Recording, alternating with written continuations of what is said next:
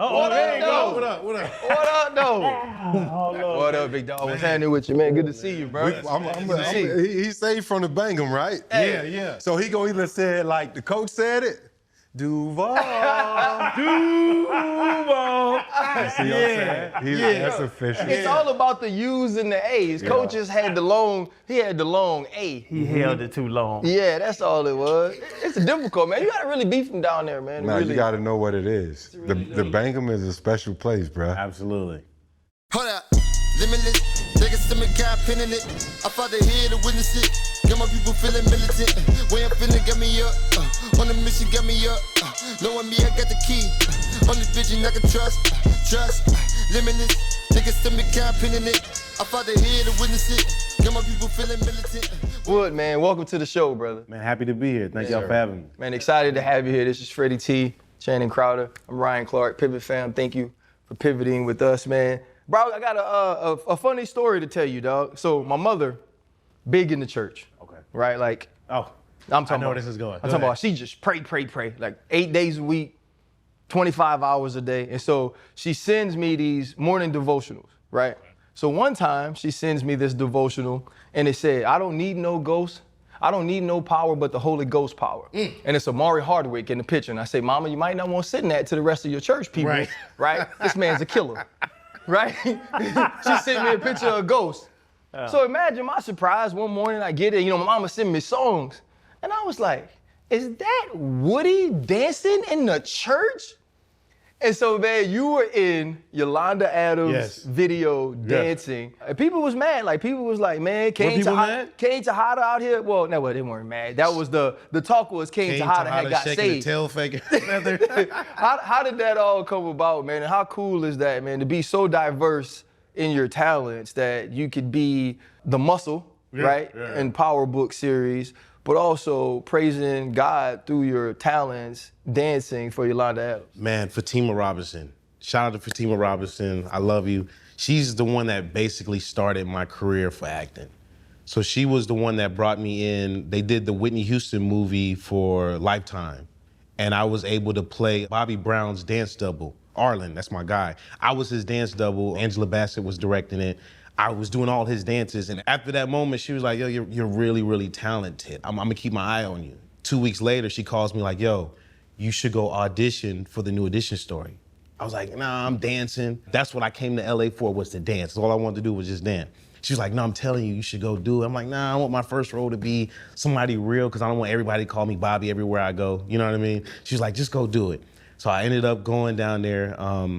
The producers and the directors were there. Everybody there. Was like 5 Bobby Browns there. So it was like this boot camp of us all doing it, but all the Bobby Browns could sing. Like, you had to be able to sing to get the part. I was the only one that cannot sing, but I knew a whole Bobby Brown routine. So I was down playing everything. I'm like, yo, like, man, I can't sing. And I'm looking at the other guys on the wall. I'm like, can I just try to like do a dance or something? And he was like, yeah, do a dance. I'm already knowing what I'm gonna do. They pressed play, I blacked out. I ended the dance in just nothing but draws, and it was like stand up clapping. Everybody on the wall was like, bro, where did that come from? I was like, bro, I don't know, I just blacked out. Right. But I already had it in my back pocket. Yeah. That same day, I got my opportunity to play Bobby Brown in New Edition. So when Fatima called me to do Yolanda Adams, she was like, yo, you need to put your dancing shoes back. I'm like, I'm in Power. She was like, I don't watch Power. I'm like, ugh. I'm a gangster on Power. She's like, it's okay, it's fine. You should come do it. I was like, all right, cool, I'll do it. So Fatima is the one that got me back in my dancing shoes, because I was never trying to go back to that. I love that. Yeah. Bro, and to come out, like, we see you in so many different things, Bobby Brown, saw like, now everybody know what's it called, the discography or whatever that is. Okay. But bro, like, the progression of even hear you saying that, where like, I can't sing, but I can dance. Yeah. Dancing made you get on the pivot? Like, absolutely. That's what was the start of it? Because it's a bunch of motherfuckers that can dance now, bro. But look, I didn't know how to dance until I got to college. Like, dancing was not in my body at all. But my homegirl was like, yo, I went to FAMU. Right. So we had dance crews on campus. She was like, yo, come to this dance concert. I'm like, all right, cool, I'll come, whatever. I get there, all the girls are in there screaming for the same dudes we see every day in class. They got signs up. Girls are like, Tyrell. I'm like, I need women to scream like this for me. I need this. So that whole summer I spent online on YouTube learning how to dance. Wow. And that's how I learned how to dance in college. I called my mom like, yo, please come to this concert, see me. I'm dancing. She's like, you don't dance. She came, she was blown away. So I was like, okay, cool. I got something. Then my homeboys, they was in America's Best Dance Crew. They moved out to LA. They was on the show. They was like, yo, you should pull up and start dancing. You get paid for it. And that was like my journey to dance. And you taught yourself how to dance off YouTube. YouTube. I don't wait for nobody, man. If I want it, I'm gonna get it. And I needed women screaming for me, so I was gonna get that. That's a fact. Yeah. So check it. So I'm gonna get a little messy because Okay. RC said something a couple years ago. So since we talking about dancing and being multifaceted talent, Chris Brown and Michael Jackson. Okay. RC said Chris Brown's more talented than MJ. And I wasn't And a wrong. lot of people came at his neck. Oh, no, that's real. That's real. I agree. So what are your thoughts? No, for sure. I agree. For sure. Thank you. Chris is the only person I know that can like flip, like graffiti, like everything. Right. Chris can do everything. So I'll give it to Chris. Woody McClain Yeah. said Easy. that I was correct because Yeah. I am. Yeah. So Chris Brown is more talented than Michael Jackson? So this is what I said since we've now started the Let's conversation. relitigate it because I Fred don't- brought it I up don't- and now I don't Woody really talking want about, to- bro. I don't want to relitigate it because we want to talk about Woody McClain. Yes. Who was actually not from England, but people thought he was at one point. Yeah. So the thing is, I was just saying if we put them in a talent Olympics, right? Yeah. Dancing, singing, athletics, combine, artistry, yeah, writing, for sure. a combine, like Yep. putting music together, rapping, all of those things, I said Chris Brown would have a higher level of potential and talent in all of those spaces than Michael Jackson. Michael Jackson is the biggest pop star of all time. Absolutely. I'm not saying that. It was just a talent thing. That's it. Easy. I promise. He got it with the verbals. Yeah. I think we can all agree. Yeah, we there. all get that. Oh, Yeah. okay. Because he got one now. What's the little light? What he got? The one that just came back out. The residuals. Is that him? Yeah, the challenge. Yeah, that's cool. Yeah, He cool. yeah, Fire. yeah, He cool. Fire. Yeah. Fire. He the one right now. Like it's not even. Yeah, no, he's it's- very It's not talented. even a question. It's like Peyton Manning, Tom Brady type thing, but Yeah. yeah. So I do want to ask you this question. This show is not just about what someone does for their career, but the ways that those things come together. And just in listening to a lot of stuff you did, you talked about manifestation without necessarily saying it was manifestation when it came to getting the role of King Tejada, and there were crystals involved and visuals involved. Can you kind of explain to me how that process all took place? Because your career is sort of storybook, so to be able to manifest such a powerful role with the way that you started, especially late, is a huge thing to me. Absolutely. I just try not to go against the universe or go against anything. I just kind of like to go with it, you know. And at the time, my neighbor, Erica, I was just talking to her 2 nights ago. She's a director, and we always super cool. She was like, one day she was like, yo, just come over. Like, come over. I want to pray for you. And I get over there. She pauses the TV, and she was watching Power. She was watching Power, and she paused it, sat down, she put these crystals on me, and we just prayed. She was like, say everything that you want. And I was able to say all the things that I want. Then 2 days later, I got the call for the Power thing. When you said you were able to say everything that you want, what did you say? That was more so saying I'm ready. I'm ready. I want to go to the next level. And yeah, I'm ready. I'm ready. I'm ready. I feel like I'm ready, but maybe I'm not. I don't know. that whole process. Yeah. From learning how to dance in college to now people respecting your dancing to now sit with the crystals. I don't believe in none of that shit. The crystals. Yeah, okay. The crystals and the astrological signs Gotcha. and all that stuff. I don't believe in it. Okay. But from that to now being on an international show, everybody knowing you, like you can't walk downstairs right now. Like that process of you becoming an international name from before that, how did that all go for you and what were the struggles in that? Well, I mean, the struggles now is I feel like for our culture, I'm like, Bobby Brown, Kane, Woody, like, we love you. But still, now to this day in the industry, they're like, who? You know what I mean? He did New Edition story. They did what, 25 million BT? We don't know him. So like, that's what I'm going through right now. It's still like, I have to still fight I have to still claw my way into these rooms. Like, I don't get the opportunities that I feel like I deserve. But maybe I'm looking at it as if maybe God wants me to keep working on certain things. So I try to like change my brain to like something positive like that. You know, maybe I need to get in the gym more. You know what I mean? So I'm just always looking at it like that. I don't even know if I answered your question right, but. Yeah, no, I was gonna say the process of it. But that's just how I feel right now. Like to this day right now, I feel like I've been grinding so hard and I still haven't gotten the opportunities I want, but I'm like, it's cool because people like Mahershala Ali, super popping right now, but it came later. You know what I mean? Niecy Nash, I love Niecy Nash, but it came later. You know what I mean? So I'm like, well, maybe God just wants me to keep perfecting my craft before he puts me on that platform to really shine. You answered the question of moving forward, but to get where you were now, when did it click for me? When did it click, and what was that lead up to it? Because you know what I'm saying, like when we came out to LA to be like, oh, we gonna vote. I was like, oh yeah, that's honestly, I said it. Oh, the Bobby Brown dude, the New Edition guy, yeah. So you're there now in everybody's mind, but the process of becoming that guy that you want to move forward from, but you famous, bro. I was in Tallahassee. I got locked up. You know, I was college, just doing stupid shit. You know, got locked up. I want to say 6 months in jail. And every day in jail, I prayed to God, I'm like, yo, if you get me out of this situation, I'll never do nothing bad again. I'll like stay locked in. I'll just be a better person. So once I was able to get released, like that's all I was focusing on is being a better person. You know, I really want to be a great person. Like that's all I think about. Now, you know, I grew up in a church household. My granddad, Reverend, you know, all my cousins sing in the choir. I knew better. So now I'm just looking at it like I just want to be a better person, you know, and I'm expecting twins now. So it's like, yo, I just want to be a better person. I'm trying to learn to just be a better guy. I want to be a great father. So I'm just out here asking questions. Woody, how do you get there though? How are you brought up in the church, right? How do you have a grandfather that's a pastor? Yeah. And, you know, for lack of a better word, you were a band geek. Yeah. Right? Yeah. Those list of credentials don't say hardened criminal to me. How did I get there? Yeah. How does one make the decisions to get themselves locked up for 6 months when they had an upbringing that says he should be everything but that? For sure. I was broke. I needed some money. So like that's exactly how I got there. It was like nothing else that I was thinking about but getting money at the time. And I was like connected to the wrong like influences, and that's what got me to that situation. So I knew better.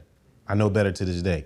But I needed to go through that just to get back on track. Bro, I didn't even hear this story. What did you do? You were selling dope or you ran up on somebody? Like I didn't even know this story. Yeah. I did crime. Yeah. Crime. Okay, so you gonna run from this story. Never mind. You got it, Freddie. It was crime. It was crime. Yeah. But even if you look back, and this isn't even what I wanted to ask you, but just having lived in Jacksonville for 13 years and still been a big part of the community now, and even before I got to Jacksonville, it was the murder capital of the world, you know, for a while. And then my time there, it had a lot of stuff going on. And even now, there's gang violence, this and that. So you can also look at the youth being misdirected or misguided. Absolutely. You know, and then we've all done some knucklehead stuff. Yeah. You know, and it was fun at the time. Like, you know what I mean? Growing up in Jacksonville, like stealing bikes and like doing all, that's like activity. It's like fun activity. Y'all want to go on a run? Like, that's just like a normal fun thing. But I want to go back to Jacksonville. I want to be able to talk to the, like, you know what I mean, the youth in the community. Maybe we should, I just don't know how to do it. We should get together and do something. Let's do it. I know the sheriff, everybody, I got everybody in place. Can we please do that? 100%. I feel like right now I'm in a space I got to talk. We can definitely do that, make it happen. But my thought was when you were talking about you've worked hard, you believe you've, you know, created a portfolio where you're just waiting on those opportunities. We had Anthony Mackie on, and he spoke about the hard work, doing all the programs, and saying success has to be given to you a lot of times, right? And a lot of people kind of took that out of context. You know, basically what he was saying was, in certain spaces, obviously success is relative to your goals and your thoughts and how you view it personally. Yeah. And I can understand that in Hollywood, you guys can be out there grinding and can fit certain roles, but you still have to wait for that perfect opportunity. Do you feel that way about your career and the things that you've done now and thinking that it's just a matter of me just getting over that hump before I really take off and excel? Oh yeah, I think it's all about creating. You know, I come from social media. Like I was doing social media as I was dancing. So I was doing like Kevin Hart videos. I took his stand up and I was able to reenact it. And once I posted that got me 10 million views. The next day, Kevin calls me like, yo, I want you to do it on my Laugh Out Loud network. So I'm like, okay, cool. I need to start creating more of my stuff. But then I started doing industry stuff and that kind of took me away from what I was creating. You know, so now I'm in the mode of like, yo, I got to get back to creating. I just got done finished writing and producing my comic book called The Brotherhood. You know what I mean? And I was able to put that together, send it to my team. They checked it out and they was like, yo, could we send this to the next level? And then like over 30 people want my comic book. So like I'm in my bag of like creating the opportunities that I need. Yeah, I saw. Noticed you haven't been posting much. Online. Yeah, no. Yeah, so with that, like, because you're producing as well, you just did a song with Jackie's, right? Yeah, Right, you just did a song. So what do you consider yourself like a master of? Like you dance, you know, you act, obviously you produce. If you had to say, this is the one thing I just want to be amazing that I can just ride off into the sunset with this, what would that be? Anything arts, it's art. We're allowed to express ourselves in multi-different ways through art. You know what I mean? If tomorrow, if I want to start painting, I'm gonna paint because it's artistic. Like I got to get whatever I'm feeling out. So I don't think I'm a master at anything. I just love to do everything. I love it. Because I get bored fast. You know what I mean? Like dancing is cool, but then I found love in acting. And acting taught me I can take all the emotions that I grew up with as a kid and I could put it out through this character. Mm-hmm. That's why I was able to like give Kane certain things because I'm like, oh, okay, I recognize that. You know what I mean? It's not the same thing, but it feels the same. Like I was in this moment when I was a kid, okay, I could take this to set and get it out. I can get it out and it's released and you know what I mean? And I grow from it. Right. So like anything in the arts, I'm gonna do it. I'm a multi-hyphenate character, bro. If I wake up tomorrow, I can produce a #1 hit if I want to. Mm-hmm. You see what I'm saying? Like, yeah, if we want to pad up right now, like I'm a smack all y'all on the field. Like it's just gonna happen. Who? Smack who? At what? Fred, I was going too far. Fred, I didn't even acknowledge. Yeah, I see you later. I'm nodding and then I hit him with the. He said arts. Whenever somebody starts with anything and goes, if I'm gonna do something, it's gonna be in the arts. They not athletic. Never getting to the field. That is why the Michael Vick biopic is a rumor. Oh, that's crazy. That's why he's actually actually not going to be playing Mike Vick. Tomorrow I'm gonna go to the field and I'm gonna show you and I'm gonna send you the video. Please do. There it is. I'm gonna send the video. We'll put it in the show. Whatever you want. We'll put it in the show. What sport you want me to do? I want you to play football. I want you to run a route. Okay, you want me to run a route? I'm gonna run a route. We need to do some coverage. Like, I need to see you backpedal, open, go catch a ball, and I need to see you throw it. Say no more. All right. Man, Cornell can help your ass on that field. Especially no stunt double, no nothing. Especially if he ain't Cordell Stewart. Like, hey, he out of there. You talked about pouring into roles, right? And we hear all the time, like whether it's method actors, all of these things, like sometimes like you take the job home. Mm-hmm. When you become synonymous, which you are now, with Bobby Brown, right? For sure, with Kane Tejada and all of the PowerBook sort of characters, how much time do you need to spend away from those characters to regain yourself when you play them so well? I mean, the way everything has been going for me, like, I won't get a job for like a year and a half. That's just what it is. I'll do New Edition, Bobby Brown, and then I would not work for a whole year and a half. And then I would get Power. And then not work for another year and a half. But I'm looking at it like, okay, I'm living life. You know what I mean? Like now this journey I'm going on from Kane, now I'm like with my lady, we're living together. Like we have twins on the way. This is new experiences for me. So now the next opportunity I get, the next job I get, I'll be able to take those moments and put it into that character. So that's how I'm looking at it now. But yeah, like for me, they don't be blowing up my phone. It takes like a year and a half for me to get another job. And Freddie said it. We talked to Anthony Mackie. He was just on the show, and he was saying like he'll go on Broadway and do shows. Yeah. He'll just keep he was like, I just keep working. I want to do it. You know what I'm saying? Yeah. Doing that stuff as an actor, like you're saying, you don't get a job for a year and a half. Yeah. can you now venture off and do different things to try to expand that portfolio, try to expand everything? Because that's kind of what Ant was telling us. He was like, a lot of actors really don't want to do the grind. I want to do it all. Of that. I want to do it all, bro. And I'm always telling the people that I'm around, like, yo, I want to do Broadway. Like the people I look up to, they do Broadway. They do those kind of things. I want to hit the stage. And it's like crickets. So I don't know what that is. You know what I mean? So I'm trying to figure that out to this day. I have a question. Like, none of us act. I was in Cobra Kai, by the way. Okay, Episode 13, check me. I'm playing Ryan Clark, but I'm in it. You know what I'm saying? Yeah. So, like, for us, man, all I ever wanted to do was play football. Okay. Right? And I did it for free for so long. Then I did it for a scholarship. And then I did it as a career. I was able to feed my family. But there is no way to go from, okay, I want to be this football player. I want to be this football player. Football ain't working. Okay, I'm going to go hoop. The same kind of way how you like, nah, you know, I went to HBCU, I was in the band, and then I wanted to dance, and then from dancing came acting. How much work is it taking you for people to just view you as a thespian, as an actor, right? Because if you go on Broadway, you're a thespian, right? You're doing it for the love, you're doing it for the art. And those people, I think it lends to what Anthony Mackie says, it's like, you gotta be chosen for that. Yeah. It's earned through hard work, but you're also picked. It's given to you.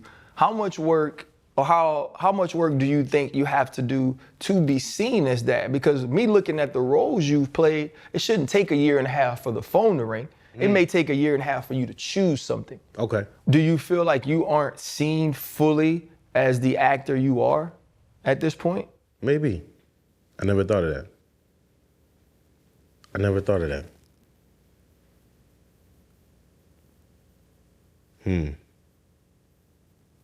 I don't know.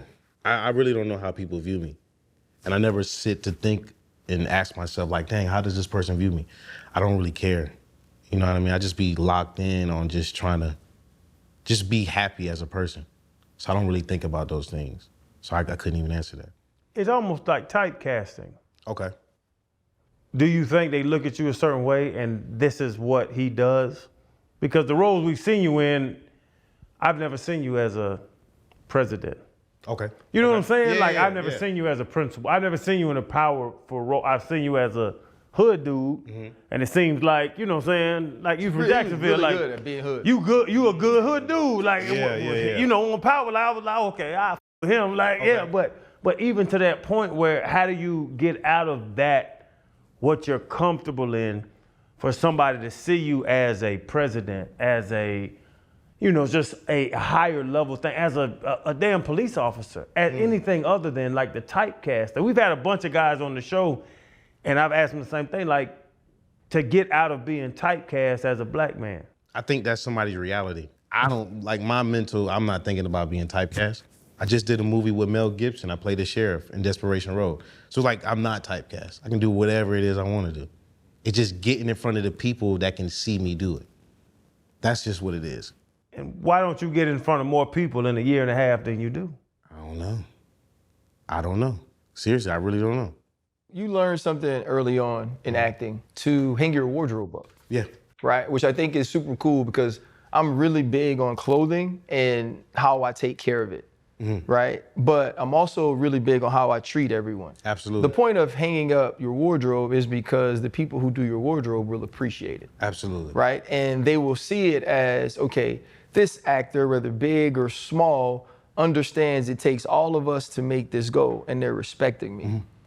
When you were taught that lesson early on in your career, how did you relate it to everything you do as a human and as far as an actor?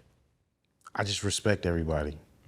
You know, that was my first job. Yvette Nicole Brown, great mentor of mine. She was the first person who was like, listen, after every job, she was like, you make sure you hang up your stuff. Be respectful because the people in wardrobe and makeup, they're gonna go to the next job and you don't want nobody talking bad about you. So make sure you clean up after yourself. She was like, if Will Smith can come to set and know everybody's name and be respectful to everybody, why can't Woody McClain do it? I took that through every job I have. Do you take it beyond wardrobe in the sense of understanding those relationships? Because like I wasn't very good at networking in TV because in football you don't network. Okay. Right? In football, you show up, you work hard, you do your job. If you're the best player, you're normally going to play because the coach making that decision wants to keep his job, and you playing well allows him to do that. But you see so many times in Hollywood, it's, okay, James Franco and Seth Rogen has this relationship, they're going to do a ton of movies together. The group of individuals that Adam Sandler loves, they're going to do movies with him. How much do relationships play a part in the opportunities you're giving in acting? I think they play a lot. Relationships, and I'm not a person that likes to go out to parties and like. It's really hard for me to do the Hollywood thing. Go to party like, hey, hi, nice to meet you. Take my number, let me hit you up. I can't do that. You know what I mean? Because I realized early on, like I grew up with my granddad and my uncle, my dad telling me like, be respectful, be a man of your word. And Hollywood is the opposite of that. Mm-hmm. It's the opposite of that. You know what I mean? I got into Hollywood when I was 22, so like it's different for me. You know, I took offense to it. So now I'm like building this callous over myself, like now I don't want to mess with nobody.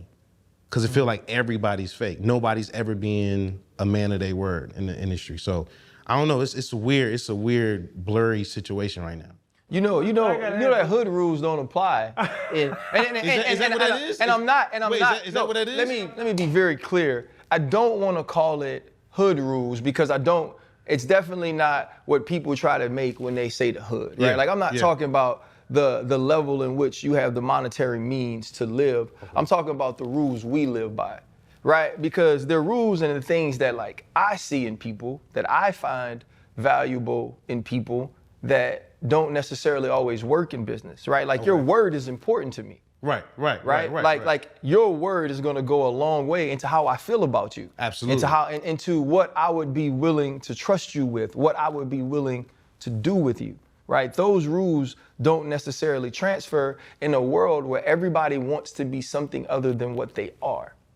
Have you found it difficult to grow up with these foundational beliefs that aren't necessarily beneficial to what you want to do in life? It's so hard. That's the only thing that gets me frustrated about it. You know what I mean? Like, y'all told me to be here at 2:30? I was here at 2:15. Like, I don't play, like that's how I am. So I expect the energy from everybody else to be the same way, but it's not like that. So now I'm just trying to figure out how do I navigate that? So I'm asking y'all, can I ask y'all, like, how do y'all navigate not taking it personal and just like taking it what it is? I don't know if you've ever seen me talk. I take everything personal. Freddie might be the best person to ask this to. He does a great job at it. Right, We'd be mad. Yeah. Man, kiss my ass, man. Right. No, I mean, obviously, if you continue to just put your best foot forward and do good, you know, you're doing what you are supposed to do. Okay. Those things have to find you. Mm-hmm. And somebody will recognize it. In my opinion, I think somebody will recognize it. My buddy would always say, hold your head high, keep the sun in your face and the wind in your back, and just keep moving. Good things will eventually happen. So you did what you said you would do. Mm-hmm. Now, eventually, I believe that'll somehow find you. I guess what I'm trying to say is the preparation, and when you keep your face clean, you know, somebody will see that. Most times people would say it's about who you know. Yeah. I always like to flip it and say it's about who knows you. Mm-hmm. Because if they see that you're always doing things right, you move by loyalty, you're a man of integrity, a man of urgency, like the way you were here for us. You know, people will recognize that, so they can get in the room and they'll speak highly of you without you even being there. Gotcha. More so than when somebody say, you say you can know somebody else, but can you call on them when you really need them? Mm-hmm. Not always. I know a lot of people. I know a lot of billionaires too. I just can't pick up the phone like, yo, I need you. Yeah. You know what I'm saying? So as long as you keep continuing to move right and you believe you're moving right, shit, that's all you can do. You can't get frustrated. Okay. You know, that's just the way I think. But my patience is crazy. Honestly, they know that. Wood, I'm my gonna patience tell you is crazy. how I feel, because I know Chan gonna lead into a question maybe. You have to realize that life is not reciprocal. Okay. Right? The foundations and the beliefs in which you move won't be everybody else's. But you got to stay true to what you are. You got to stay true to who you are. And you don't make decisions based on if you're gonna get it back, right? Like, let's take money, for instance. I don't give away any amount of money I'm not comfortable with never seeing again. Okay. Right? When you become the one that made it in your family, you get that call often. Hey, do you have this? Hey, can I borrow this? Hey, can you spot me this? If I give it to you and you give it back, I feel good about it. Thank you so much. But once it's gone out of my possessions, I never expect it back. I'm not looking for that necessarily reciprocation, but I'm looking for the reciprocation of your word. Because once I understand how much your word is worth, now that's how I treat you. Now I put you in the box in which you have placed yourself based on the way you behave toward me. Okay. But when you're talking about the business though, and navigating that, like, I'm the dude that was making half of what my colleagues were making a while ago because I wouldn't go to lunch. Yeah. And I'm not gonna have these conversations, and we're not gonna be friends, and we're not gonna text on the side, and we're not gonna do all those things. But I want you to cut the TV on or look at your social media when I'm on TV and watch how it goes, right? But that was my mindset until I had to understand, okay, wait, that ain't how this is working. So is that considered playing the game?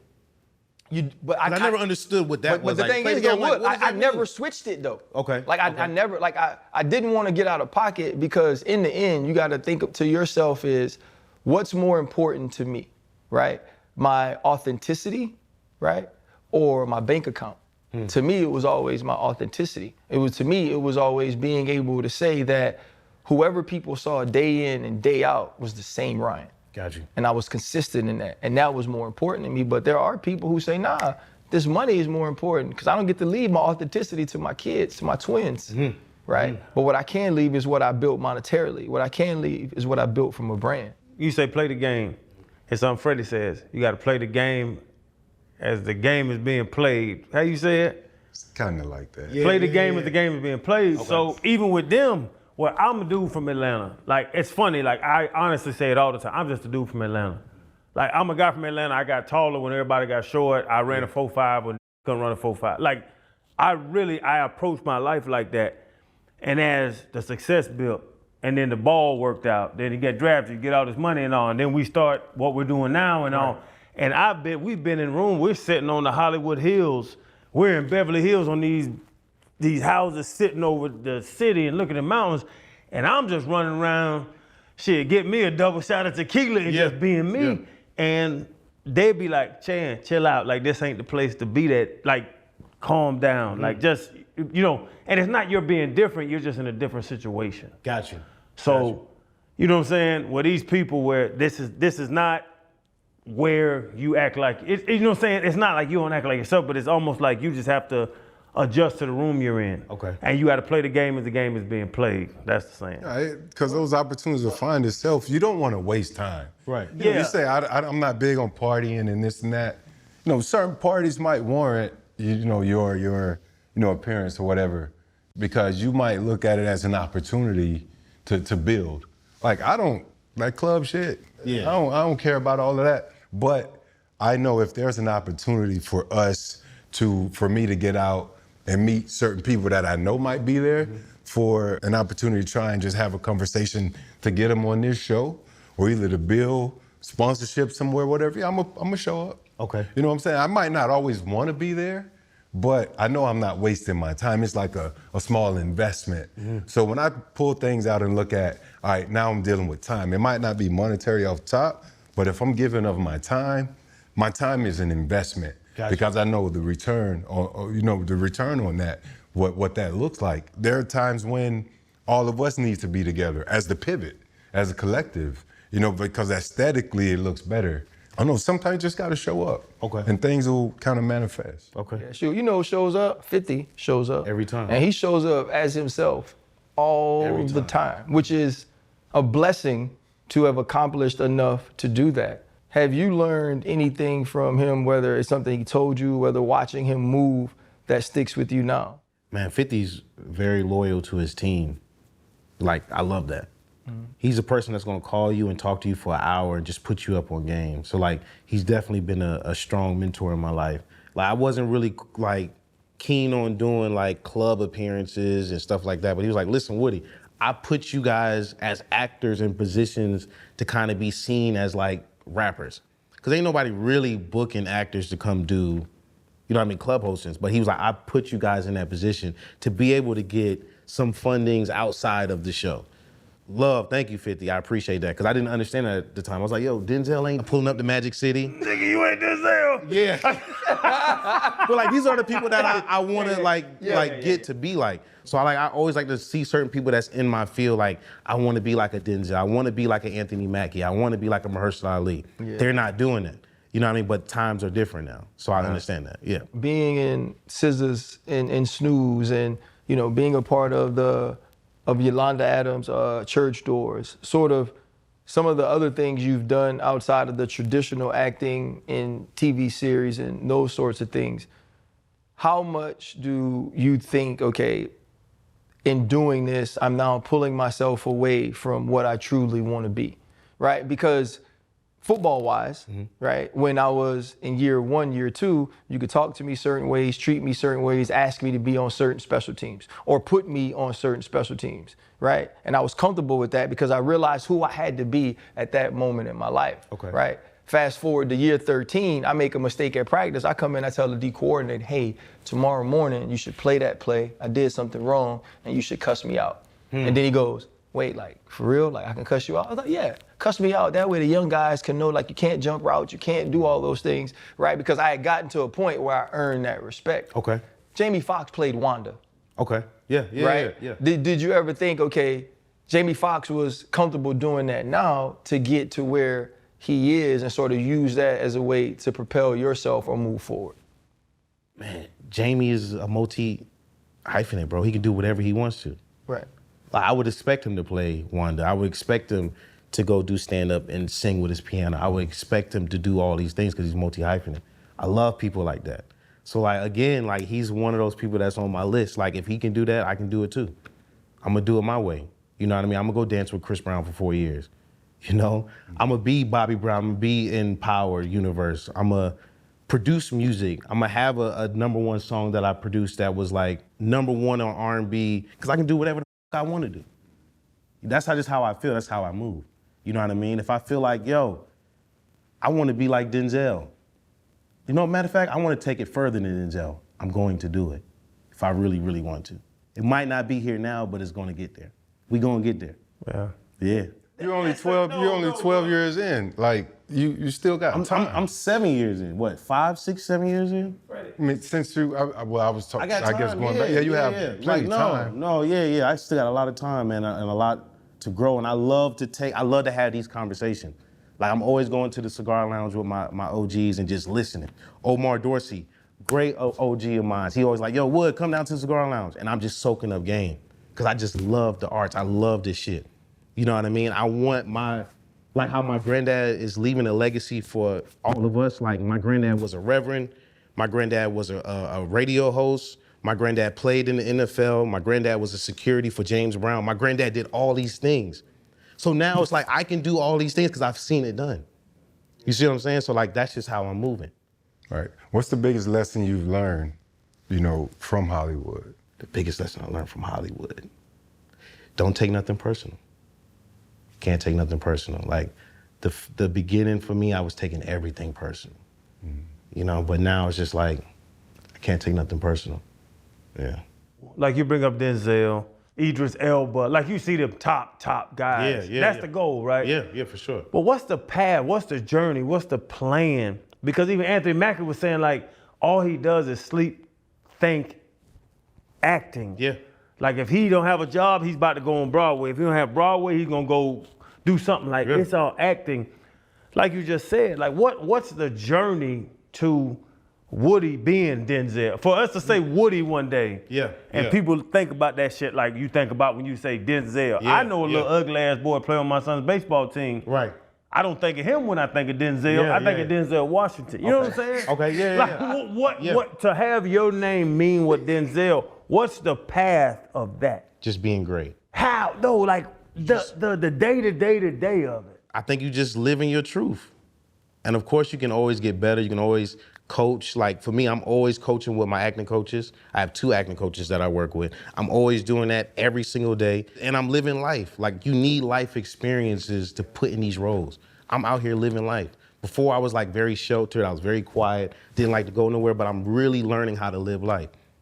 And I think that's gonna help me get to the path that I want to. Yeah. Speaking of greatness, I heard you're a big fan of the second greatest basketball player that's ever played. That's crazy. Who? LeBron. Like, you like LeBron, right? Yeah, of course. You said second? Yeah. Who's won? Kobe's won. Michael Jordan. Okay. Yeah. Okay. You young. Yeah. But I heard. So it's Michael, LeBron, Kobe. Yes. And Kobe's my favorite player. Yeah, ever, yeah, but okay, that's okay. my. You comfortable with that? I'm LeBron. They know that. They know what it is. Because you're a fan of wherever he is, so you like jumping teams as well. So you're not really. for sure, So yeah. speaking of your loyalty, you're not really that loyal because you've been a Cleveland fan. You've been a Cleveland fan. You've been a Miami fan. It's really you've been Kyrie, a Los Angeles. Where Kyrie go, I go. Oh, because you more Kyrie. Okay. Yeah, yeah. I Where respect Kai go, that. I go. Yeah. Okay. Yeah, absolutely. I might get a T-shirt made. Or is that glazing if you do that? Where Kai old. go, we I go. We don't know nothing about that. I just figured out what glazing means. That what the young kids say. Yeah. My kids just explained what the Y glazing to is. me. Yeah. That when you amp somebody up so heavy that you glazing them. I know what it means. Oh, you know what I mean? Yeah, why I you just explain it figured to that me? out 2 weeks ago. Hey, that You gotta add something else to it too. It ain't just glazing. That's crazy. You know what it is. Yeah. I don't know. You doing too much, Freddie. Pretty nasty. Nah, it is kind of a nasty, you know. I just said my kids was talking about it, Fred. We're not talking nasty. No, it just hit me. Mary J, bro. Like, how was it working with Mary? Mary's the best. Super cool. Monet. No ego. Like, Right. she just always wants to like, let's run it. Let's run the scenes. Woody, like, what we doing today? Like, you know what I mean? It was like that kind of energy. Wow. You know what I mean? And kicking it with Mary, she's great, man. She makes you feel like family. You have a favorite scene in the show or moment in the show that between yourself and Mary that you can kind of go back to? It probably was episode 9 of this last season. Basically, like, we just having a heart-to-heart. It was like no like arguing or nothing. You know, it was just like real cool. It was, I think it was the episode before she like Right. croaked. For the people that Curtains, ain't seen Yeah, I've it. seen. In that mode, when you're a part of something, for lack of a better word, no pun, something so powerful, right? Where people became not only fans of the show, but fans of the characters, fans of the relationships.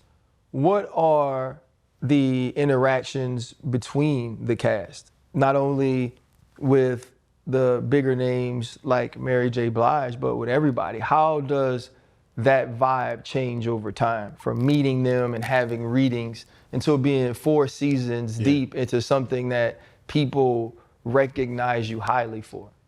Man, it's always been love, man. I've been put in situations where it's just always been the best. Mm-hmm.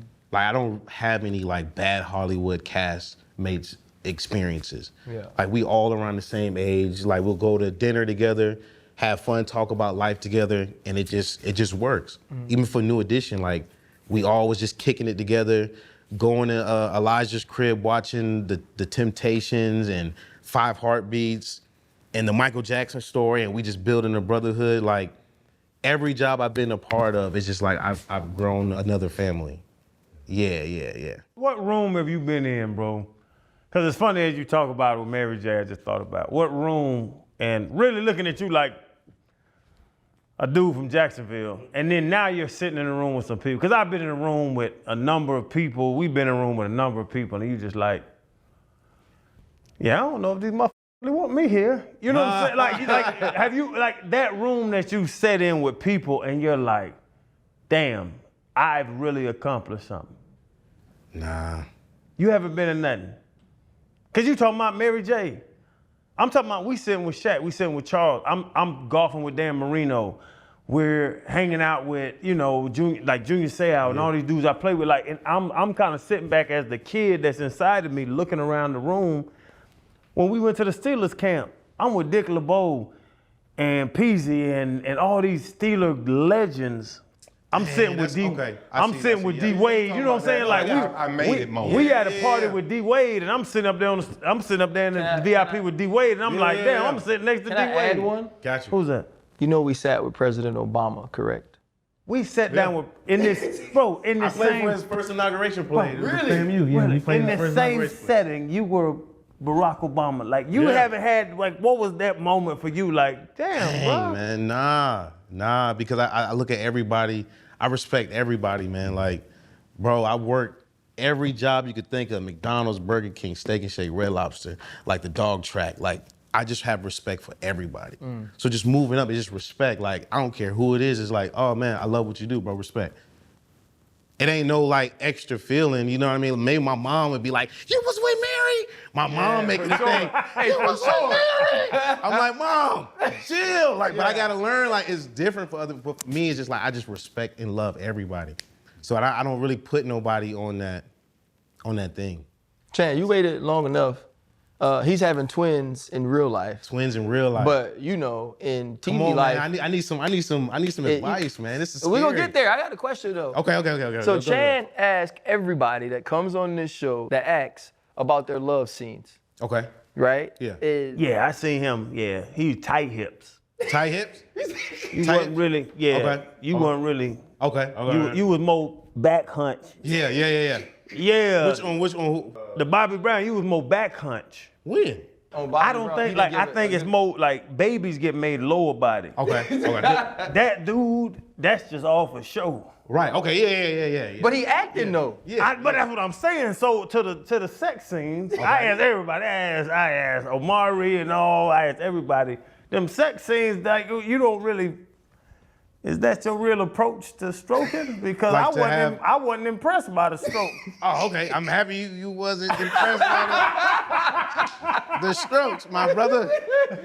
It's lower body that makes babies. I got a bunch of them. Got you. Nah, I just always take the approach of making sure that my scene partner is comfortable. Yes. I don't want them to ever feel like, wait a minute, he putting too much thrust in me. I'm like, no, I just want you to know, like, I am not here for that. We're not doing porn. We're like acting. Like, I just want to make sure you're okay. Are you okay? You cool? Did you not like anything? Did you? Yeah. Oh yeah, you can put your hand here. So I'm just always consciously thinking about my scene partner. About that. That's it. My bad. I am not thinking about blowing their back out.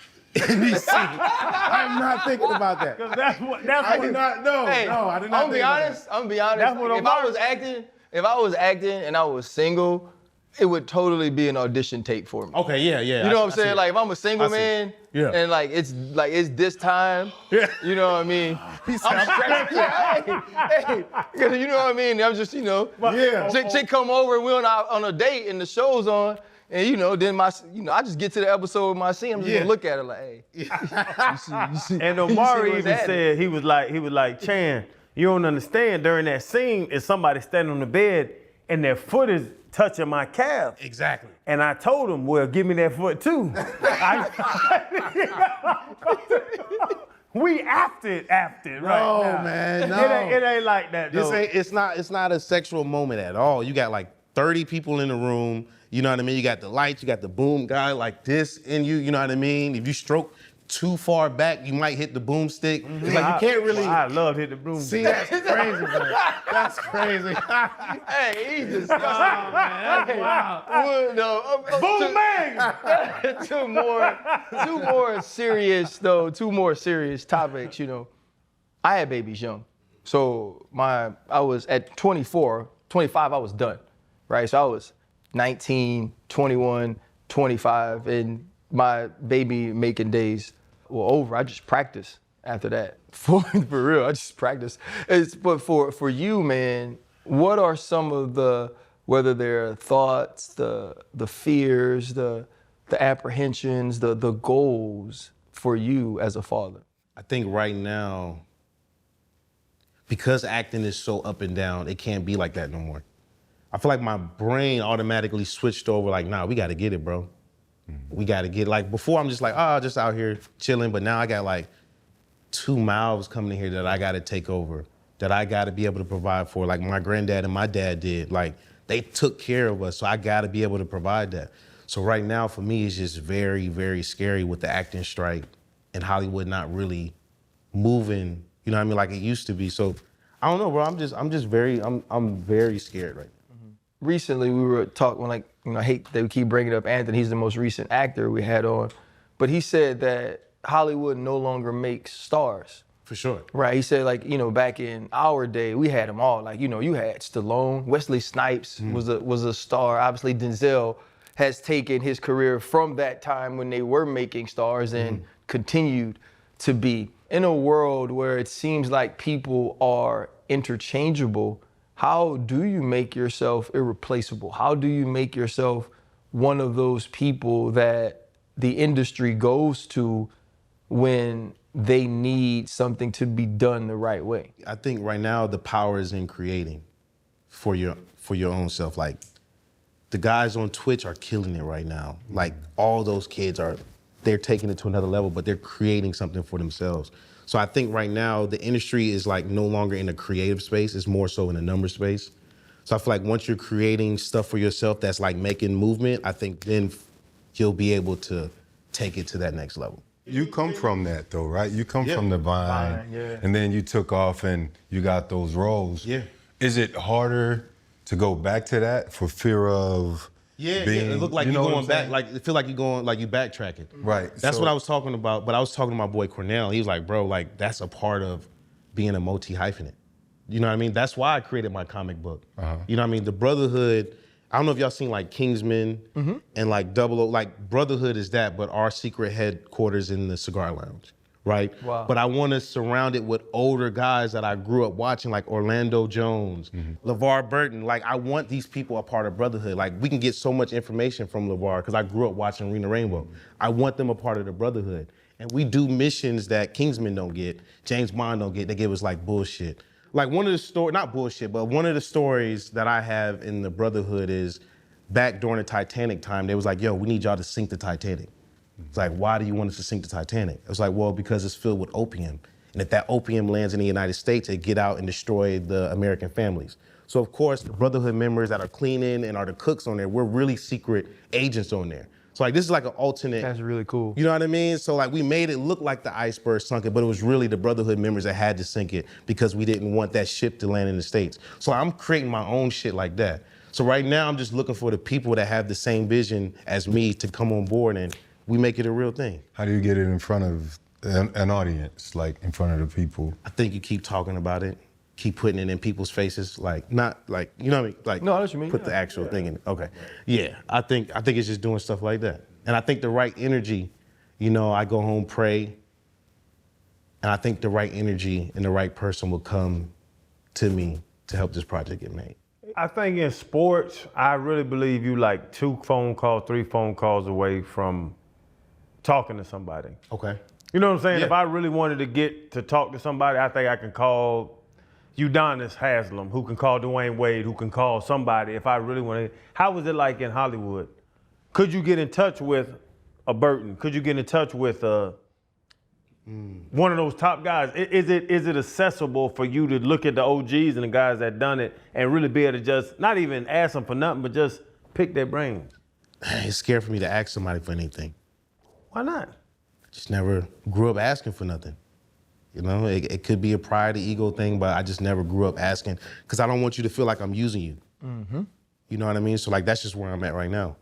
But I want to talk about these things in the comic book. I want our mentors to kind of be able to like talk to the younger folks. I want like little kids that grow up with a single mom household to be able to look at the comic book and be like, I can get these information from that book. Like, I want to talk about this stuff in there. But is that a problem with our community? Absolutely. That we don't want to reach out and Yeah. like you're saying, bro, I ain't asking for no money. I don't need nothing from you. I Yeah. just want to. The Titanic thing is like thinking That's about actually super dope. going through it. That's dope as hell. But Thank you. why can't we run this past people and really get people involved in it? Because It's hard for us to do it. But it's hard, ego, man. bro. You think so?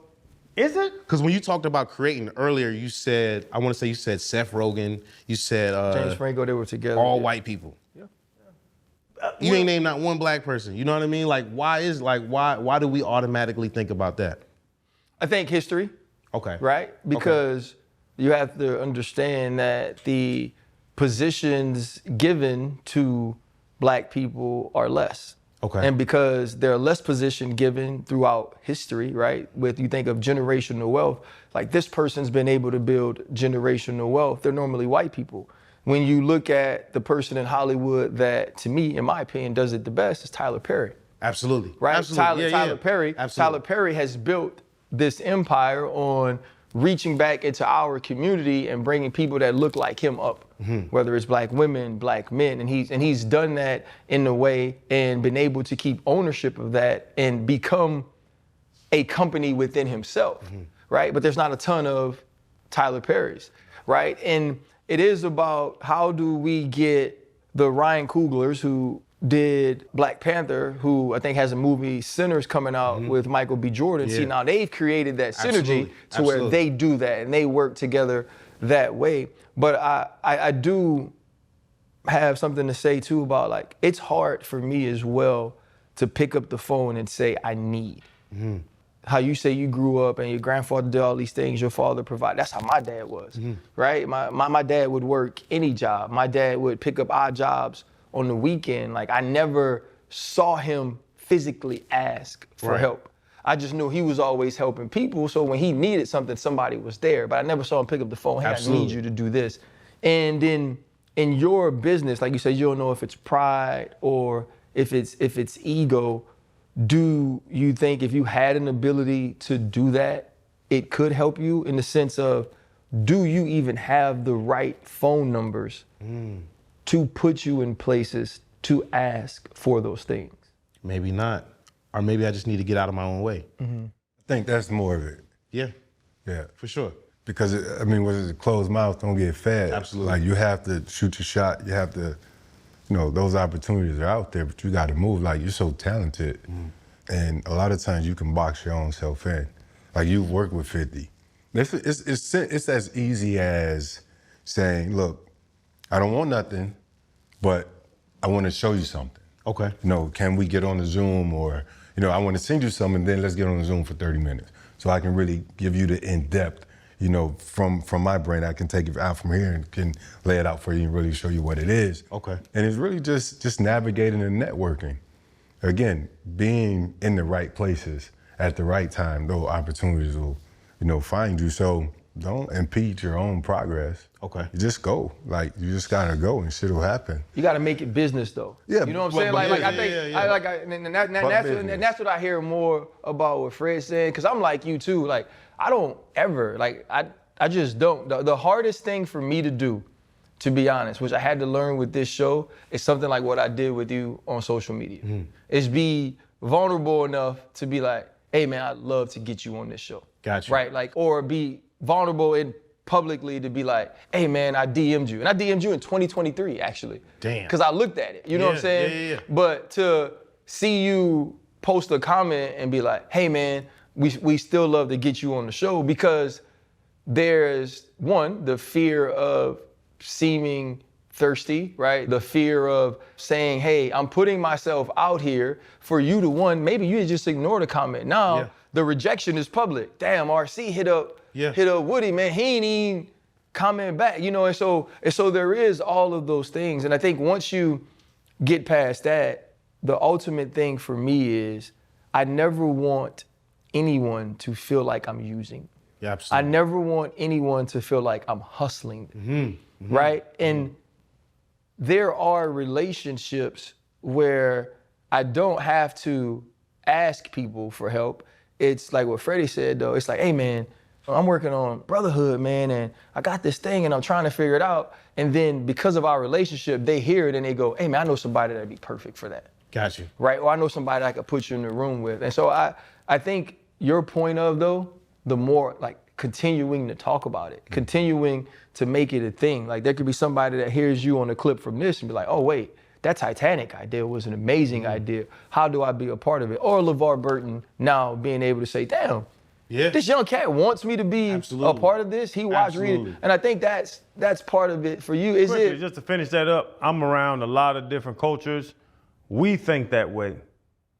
That's it. The other people don't think that way. Right. I'm gonna open a restaurant. Let me call everybody I have at a restaurant and ask them if they want to be involved and if they want. Oh, I got a limousine business. Okay, let me call my. That easy. We think about the ego. We think about that. We also think about this though, Chan. My mama told me our business stay in this house. But like we were never told to go share all of these things culturally. Like, it was never one of those things like, if I had an idea, oh, go share it with him, go share it with him, go share it with him. It was like, how do I work within myself to make this idea a thing? And I think that's the problem with our culture. That's the problem with our community, is that the secrecy of it. Yeah. No, we're not reinventing no wheels. You're not reinventing acting or dancing or anything you do. We didn't reinvent football. Why can't I reach out to them OG? Why can't I talk? Who I did? Ray Lewis, Zach Thomas, Junior. Why can't I reach out to them in the offseason and say, bruh, send me some film of what I need to do? Why is That's the thing. I know football is different, but why are we so Because you know why? So egotistical or scared to not ask for It help? wasn't that though. I couldn't call my auntie and ask her for money because she didn't have it. Yeah. I didn't build the habit of being able to get things from people. Because none of us had. We had to figure it out. We was all broke. Yeah. Like, you know why we all went to church? Because life fucking sucked. Yeah. Right? And so, no, real talk. 4 Hour Sunday was better than... No, I'm saying, like, when you from the South and you grow up in these black Baptist churches, all they talk about is fire and brimstone and eternity because the life you were actually living wasn't a good one, so it had to be better on the other side. Like when my mama was broke or when my dad was broke, they had to go get a job. They couldn't call their brothers and their sisters. So like we didn't grow up with the habit of being able to reach out. And I hope that it's changing because like Woody's like right under us, right? Like we're here. He's in his 30s, right? We're in our 40s. He's right. Hopefully it's changing for people like him where they do feel, but you can already tell his soul is old. Right. Right? Like he is not one of these young kids that expects like success to be something that he's entitled to. Right. And so I think that's hard. Are you ever around people, Wood, that you feel like can live that life or have reached out to others and have been able to get legs up, whether it be in the business as a whole or stuff that they're doing with their business that you can look at as sort of a blueprint? Absolutely. I appreciate y'all. My bad. I love these kind of conversations. This is how I be at the cigar lounge. I'm like, yeah. I need that, but like this conversation is changing my perspective of like it's okay to ask for help. I'm very scared of rejection.